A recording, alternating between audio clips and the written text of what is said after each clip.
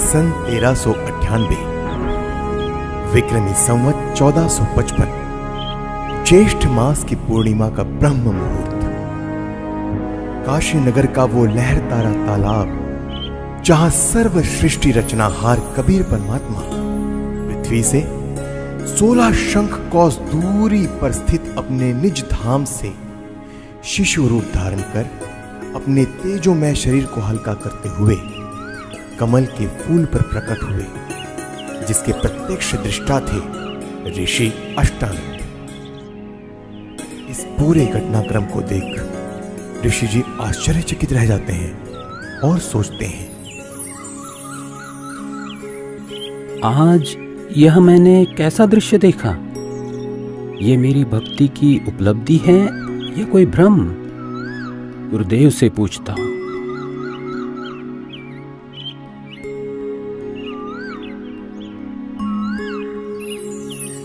ऋषि अष्टानंद जी के गुरुदेव थे स्वामी रामानंद जी, जो कि विष्णु जी के उपासक थे और वैष्णव धर्म का प्रचार किया करते थे, जिसके लिए उन्होंने 1400 ऋषि शिष्य प्रचारक रूप में भी बना रखे थे।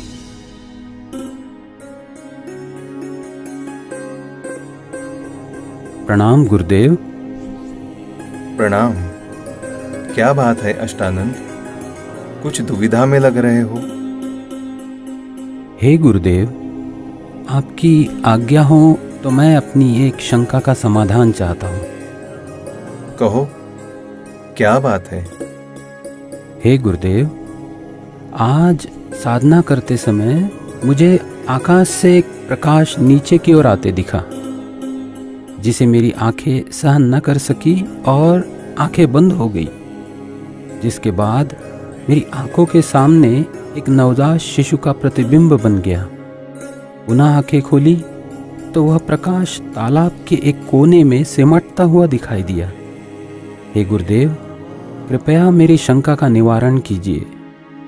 यह मेरी भक्ति की कोई उपलब्धि है या कोई दृष्टि दोष? हे ऋषि जी, यह न तो भक्ति की उपलब्धि है और न आपका दृष्टि दोष। इस प्रकार की घटनाएं उस समय होती है जब ऊपर के लोकों से कोई देव पुरुष पृथ्वी पर अवतार धारण करने के लिए आते हैं और किसी स्त्री के गर्भ में निवास कर फिर बालक रूप धारण करके लीला करते हुए अपना अपेक्षित कार्य पूरा कर जाते हैं। अष्टानंद, कोई देव पुरुष ऊपर के लोकों से आया है। अब वह काशी नगर में किसी के घर जन्म लेकर अपना प्रारब्ध पूरा करेगा। स्वामी रामानंद जी ने अपने ज्ञान आधार से शिष्य अष्टानंद जी की शंका का समाधान किया।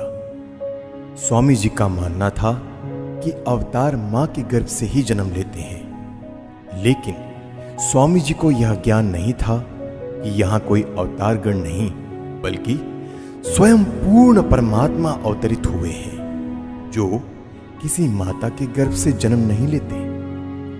वहीं दूसरी ओर काशी में ही नीरू नीमा नाम के एक मुसलमान जुलाहा दंपति भी रहा करते थे। वैसे तो इसी जन्म में वह ब्राह्मण और ब्राह्मणी थी। नीरू का नाम गौरी शंकर और नीमा का नाम सरस्वती था।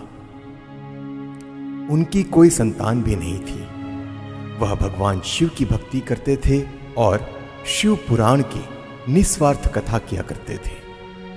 उनकी इसी निस्वार्थ सेवा और हिंदू धर्म के बढ़ते प्रचार को देख मुस्लिम लोगों द्वारा जबरदस्ती उनको मुसलमान बना दिया गया, जिसके बाद हिंदू धर्म के ही अन्य पंडित ब्राह्मणों ने उनको मुसलमान घोषित कर उनका कथा करना और गंगा दरिया में स्नान आदि करना बंद कर दिया, जिसके बाद नीरू और नीमा रोजाना लहरतारा तालाब पर स्नान करने जाने लगे। भले ही उनको मुसलमान बना दिया गया था, परंतु अब भी भगवान शंकर के प्रति उनकी अटूट श्रद्धा थी। प्रतिदिन की तरह ब्रह्म मुहूर्त में आज भी नीरू और नीमा लहरतारा तालाब पर स्नान करने जा रहे थे। संतान ना होने के कारण नीमा अपने भगवान शिव शंकर जी से रोते रोते हृदय से प्रार्थना करते हुए जा रही थी। हे भगवान शंकर, आपके दरबार में लालों की कमी है। एक लाल मुझे भी देते तो मेरा इस संसार में हिस्सा हो जाता। नीमा, हमारे भाग्य में संतान नहीं है। अगर होती तो भगवान पहले ही दे देते। आप रो मत। ऐसे रो रो कर अपनी आंखें खराब और कर लोगी। हमारा कोई उंगली पकड़ने वाला भी नहीं है इस दुनिया में। इसी प्रकार आपस में चर्चा करते करते नीरू और नीमा लहर तारा तालाब पर पहुंच जाते हैं, जहां पहले से ही कमल के फूल पर परमात्मा प्रकट हो चुके होते हैं। प्रथम नीमा स्नान करके तालाब से बाहर आती है, फिर बाद में नीरू स्नान करने के लिए तालाब में प्रवेश करता है। जब नीरू स्नान कर रहा होता है तब नीमा पहले वाले वस्त्र धोने के लिए पुनः किनारे पर आती है और उसे सामने कमल के फूल पर कुछ हिलता नजर आता है। इसे देख नीमा सोचती है कि कोई सर्प फन हिला रहा है।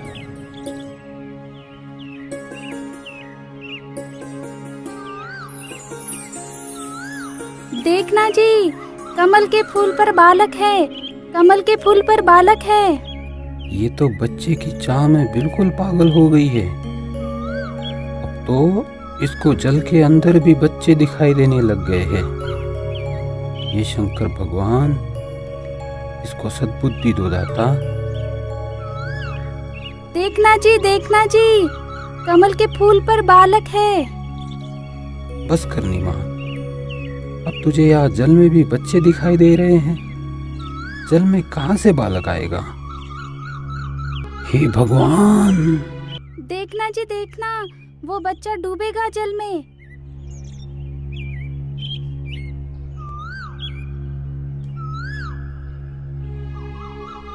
यह बालक पता नहीं किसका है। अब इसको हम घर लेकर जाएंगे तो नगर के लोग पूछेंगे कि किसका बालक चुरा कर लाए हो। हम बताएंगे कि कमल के फूल पर मिला तो कोई यकीन नहीं करेगा। इस बालक को भी छीन लेंगे और पिटाई करके नगर से भी निकाल देंगे। अब हिंदुओं से हमारा संपर्क रहा नहीं और मुसलमानों से भी अभी हमारी इतनी जानकारी है नहीं। नीमा, इस बालक को यही छोड़ दे, इसी में हमारी भलाई है। अगर इसे लेकर हम नगर में गए तो हमारे साथ बहुत बुरा होगा। कोई विश्वास भी नहीं करेगा हम पर। नीरू नीमा को सारी स्थिति से परिचित करवाता है, जिसके बाद नीमा बोलती है, पता नहीं इस बालक ने मुझ पर क्या जादू कर दिया। इसे त्यागना अब मेरे वश में नहीं है, क्योंकि इस बालक ने जो मेरे अंदर आकर्षण पैदा किया है, उसी की वजह से अब मैं इससे दूर नहीं हो सकती। मैं मर सकती हूँ लेकिन इसे नहीं छोड़ सकती। नीमा, तू बहुत जिद्दी हो गई है।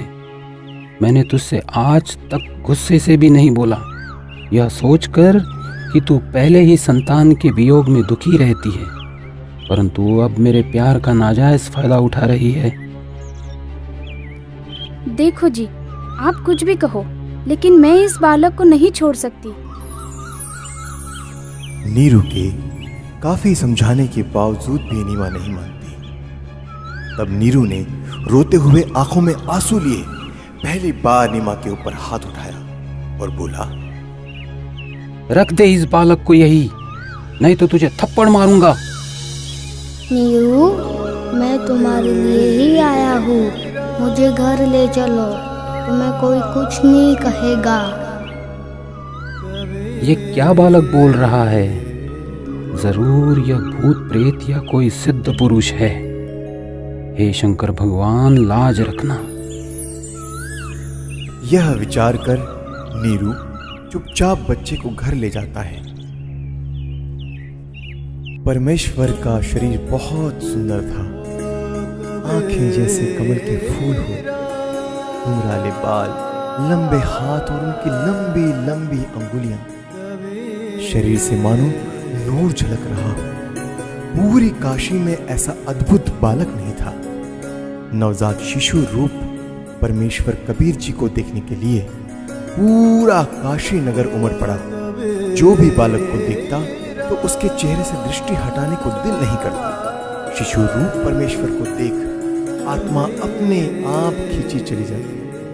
देखते ही देखते स्त्री पुरुष झुंड के झुंड बनाकर मंगल गीत गाते हुए नीरू के घर बच्चा देखने को आने लग गए। परमेश्वर कबीर जी को देखकर कोई कहता यह बालक तो देव अवतार है, कोई कहता कि यह तो साक्षात विष्णु जी आए हैं, कोई कह रहा था यह भगवान शिव ही अपनी काशी नगरी को कृतार्थ करने के लिए उत्पन्न हुए हैं। अपनी अपनी समझ के अनुसार कोई कुछ कह रहा था तो कोई कुछ। यह सब सुनकर नीमा अप्रसन्न हो जाती है। मेरे बच्चे के विषय में कोई कुछ मत कहो। तुमने कभी बच्चा देखा भी है कि नहीं? ऐसे समूह के समूह मेरे बालक को देखने आ रहे हो?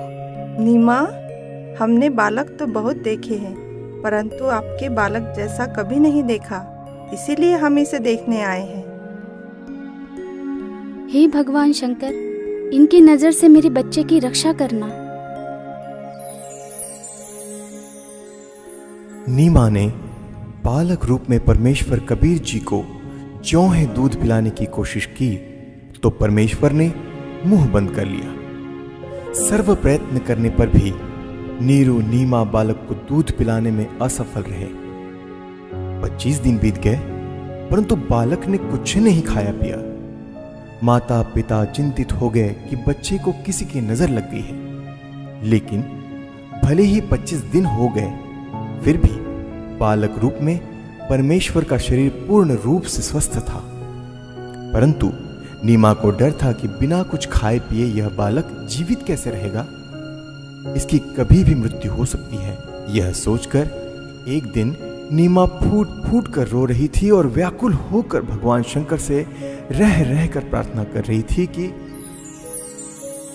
हे शंकर भगवान, या तो ये बालक देना ही नहीं था, जैसे तैसे रो धो कर मैं अपना जीवन व्यतीत कर लेती, और अब दिया है तो ये मुझसे छीनो मत। इसके बिना मैं नहीं रह सकती।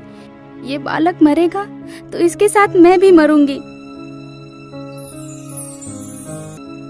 तब परमात्मा जो अजर अमर अविनाशी हैं भगवान शिव को प्रेरणा करके बुलाते हैं, क्योंकि उन्हें पता था कि मैं तो मारूंगा नहीं पर मेरी चिंता में जरूर मर जाएगी। क्यों रो रही हो बेटी? क्या परेशानी है आपकी? हे महात्मा जी, हम निसंतान थे। 25 दिन पूर्व भगवान शंकर जी ने यह बालक हमें दिया, लेकिन अभी तक इस बच्चे ने दूध नहीं पिया। सभी कोशिशें करके हम थक चुके हैं। आज भी इसने कुछ भी आहार नहीं किया। मैं इसलिए रो रही हूँ कि अब यह बालक मरेगा और इसके साथ मैं भी आत्महत्या करूंगी। आपका बालक मुझे दिखाइए।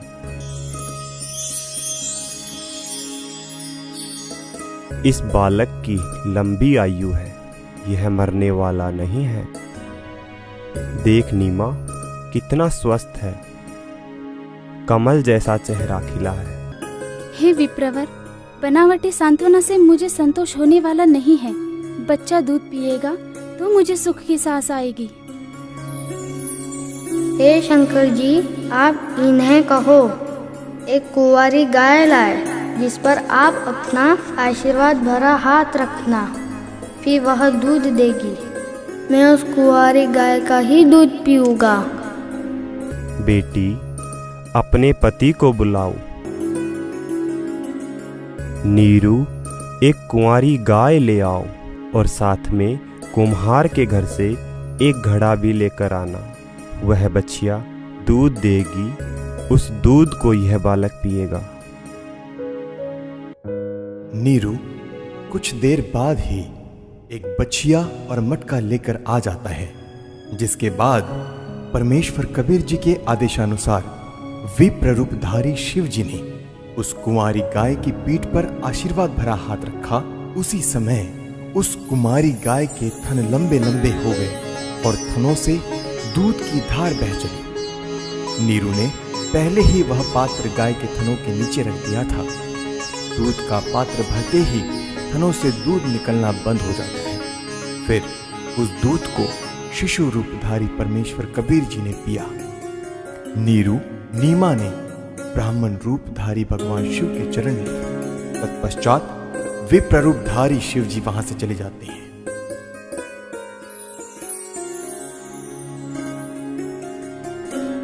नीरू नीमा पहले हिंदू ब्राह्मण ब्राह्मणी थे, तो लालचवश ब्राह्मण लोग बालक रूप परमेश्वर का नाम रखने नीरू के घर आते हैं। लेकिन मुसलमानों का दबदबा होने के कारण उनसे हिंदू समाज दबता था।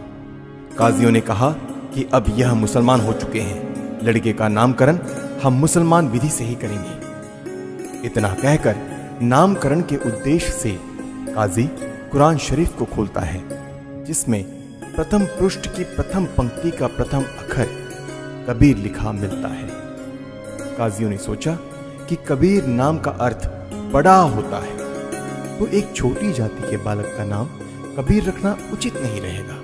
यह सोचकर काजी द्वारा पुनः पवित्र कुरान शरीफ को खोला गया, तो दोनों पृष्ठ पर कबीर कबीर अक्षर लिखे मिले। जिसके बाद काजी ने पूरी कुरान शरीफ का निरीक्षण किया, तो पूरी कुरान शरीफ में कबीर कबीर कबीर अक्षर लिखा था, अन्य लेख नहीं रहा।